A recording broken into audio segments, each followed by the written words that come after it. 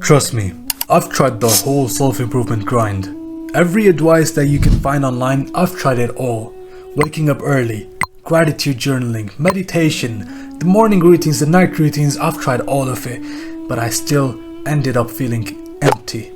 Because no matter how much I improved, my heart was starving. You know, we've all fallen into the same trap. We all follow this modern day self-improvement advice and we all end up feeling anxious about our daily lives. We're all obsessed with optimizing ourselves, but it's all surface level. It doesn't go any deeper. I mean, you can improve your habits, but still hate yourself deep inside. You have to understand that productivity does not equal peace, and discipline does not equal contentment. It took me years to realize this. It's like giving paracetamol to a patient that comes up with back pain. I mean, the guy could literally have spinal fractures. Because we're not diagnosing the root cause of the pain, we're not gonna fix his problem. The same analogy applies to us.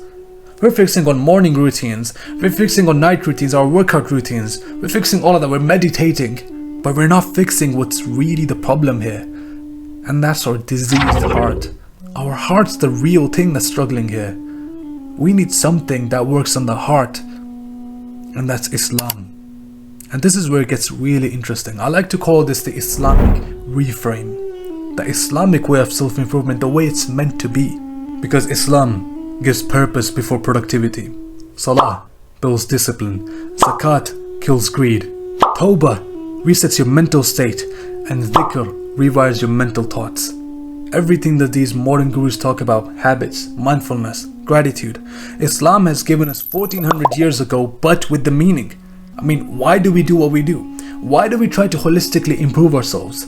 If mental peace and peace of heart is not what we're aiming for.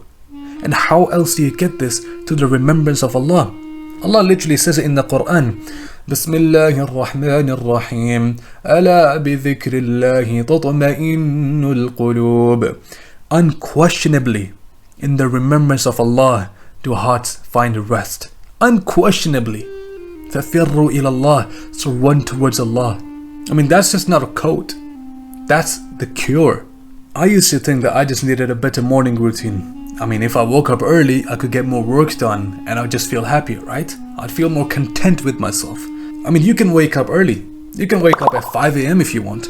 But if you're not waking up for Fajr, then you're not disciplined. You're delusional.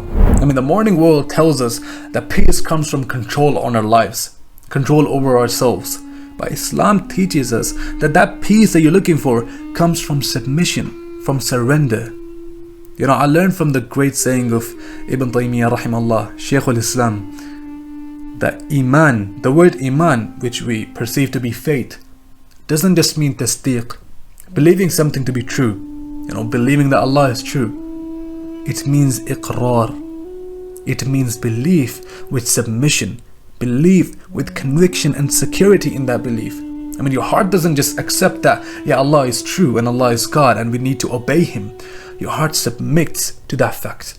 And then the actions that follow that submission, those are what lead to contentment, to peace. Once I tried to internalize this saying and what this really means, and once I started submitting more to Allah, that's when I tasted the sweetness of Iman. I mean, my heart felt lighter with the recitation of the Quran, by listening to the Quran. Salah, it gave me discipline, it gave me structure to my routine. I felt more secure in my life. I had more peace of mind. Peace and purpose started to replace panic and anxiety. So stop trying to become better without Allah. You will just end up circling emptiness. Start fixing your heart. Start fixing the root of the problem and watch your whole life fall into place.